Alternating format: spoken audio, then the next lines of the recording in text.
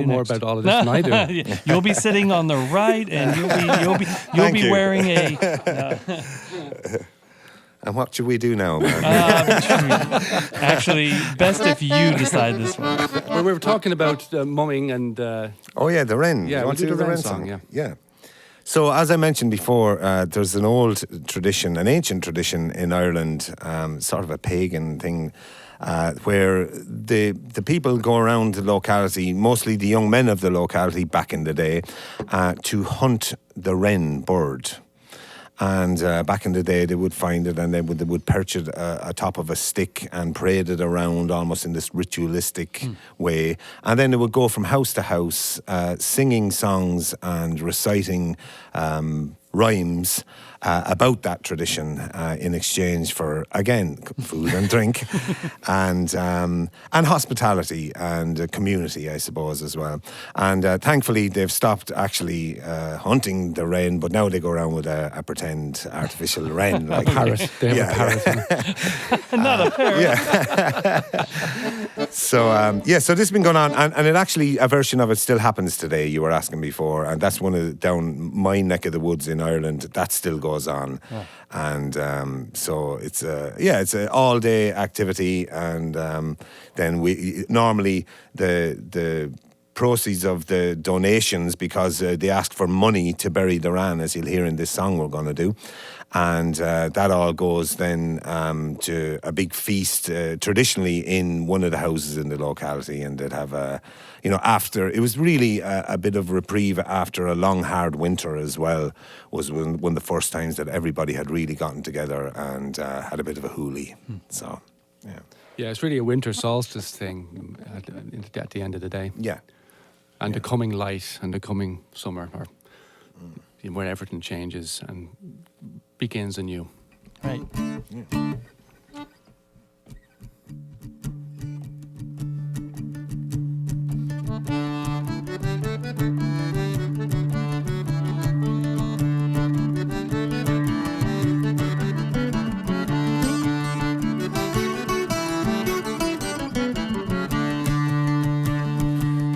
The wren, the king of all birds, St. Stephen's Day was cutting the furs.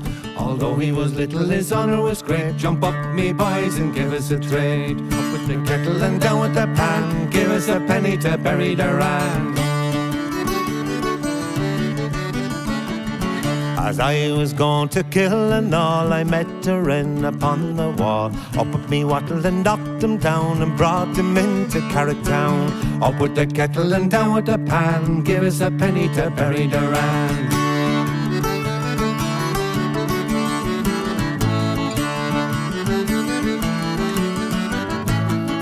Oh, little bird, where is your nest? It's in the place where I love best.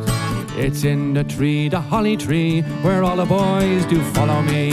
Up with the kettle and down with the pan. Give us a penny to bury the wren.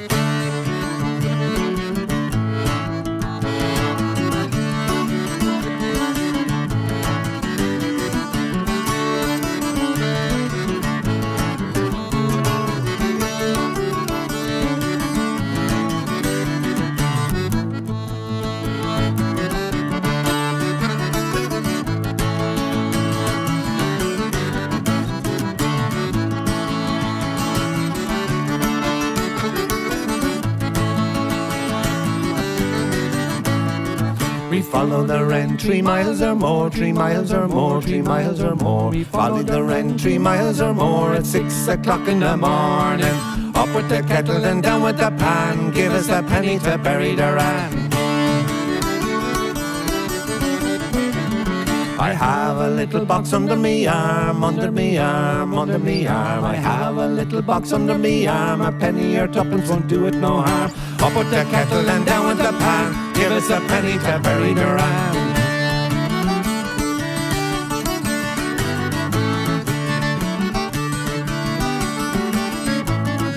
Mrs. Doyle's a very good woman, a very good woman, a very good woman. And Mrs. McAuley's a very good woman. She give us a penny to bury the wren. Up with the kettle and down with the pan. Give us a penny to bury the wren.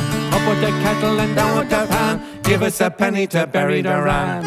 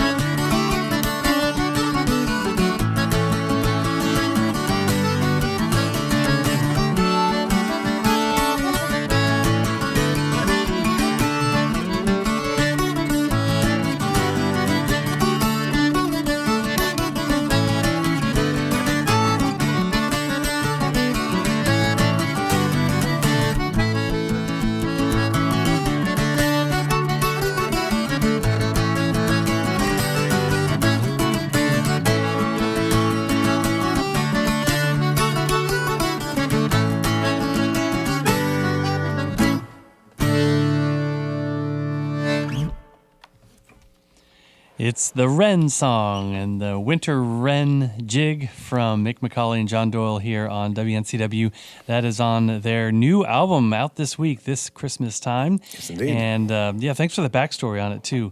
And I see you got the backstory and the liner notes too on the album. And the first song on the album, though, that's also about a wren. And I got to know that one first just a couple of days ago. Was it Glennanean? Yeah, Glennanean. Glennanean. Yeah, Glennanean, which is Nanean, which is the Glen of the Birds. Yes. Basically. And it's another story about the wren. It is. Yeah, which is another old story, an old Irish story.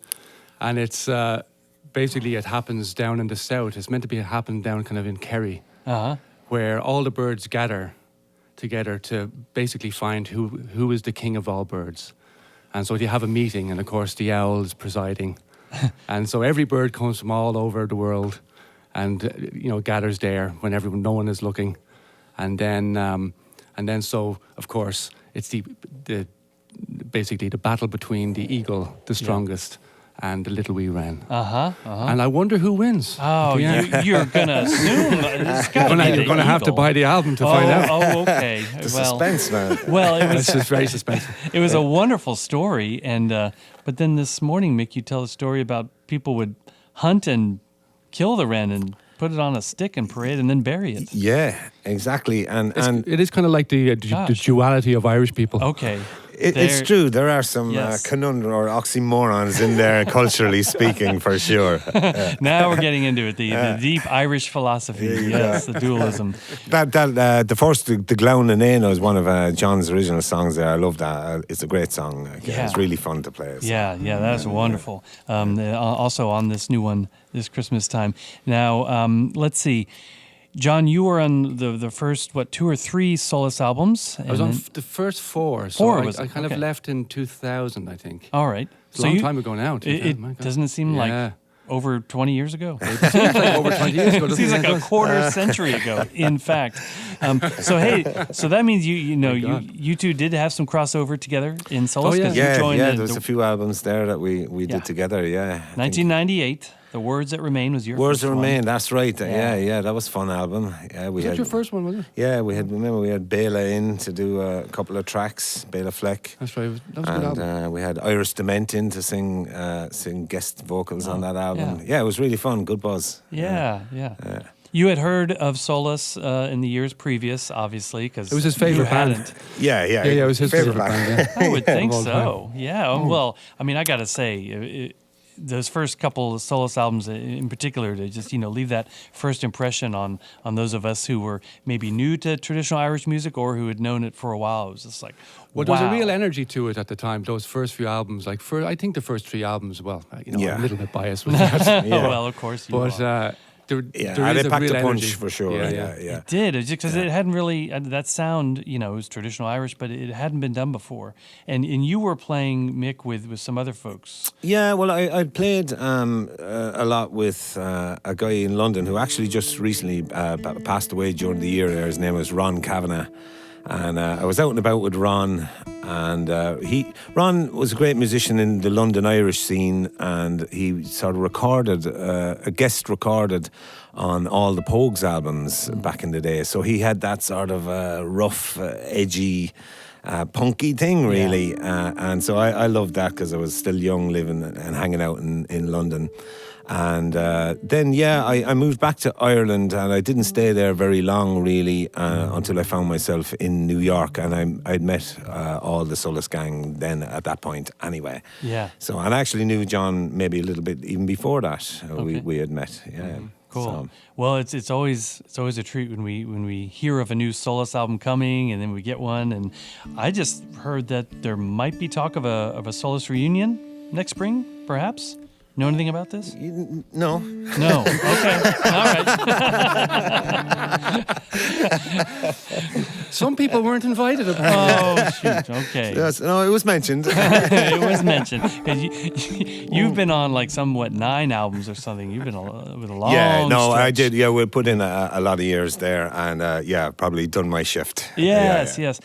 I was thinking that you hadn't been here to WNCW before, but Have you been here before? When I walked in the door, I thought to myself, I have. Yes. All right. Because I remember, like, oh, hey, Solus was here once. I remember Seamus Egan, Winifred Horan, and I think it was We were hoping you would tell us if we were here. Yeah. No, I think we were, because sometimes it's weird when you are visiting so many places, you don't know sometimes, but until you actually walk in the door. This goes for theatres as well as the radio. Like, there's sometimes. You would do the entire sound check and go, no, it's not coming back, and then you spot something. You're like, oh yes, I was here before, 20 years ago. Dartboard or something, and you're like, wait a minute. Or dinner actually jogs my memory. Okay, what I had to eat.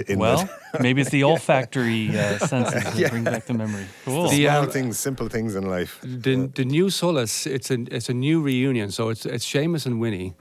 And John Williams. So there's 3 out of 5. And then Nuala Kennedy is a singer. So wonderful. Yeah, and the great Alan Murray. Alan Murray on bouzouki and guitar is a great player as well. So no, we wish them the best. Seriously. So it's going to be exciting for the fans. Cool. It's always wonderful to see all the different musicians that collaborate. They come and go, and they work together.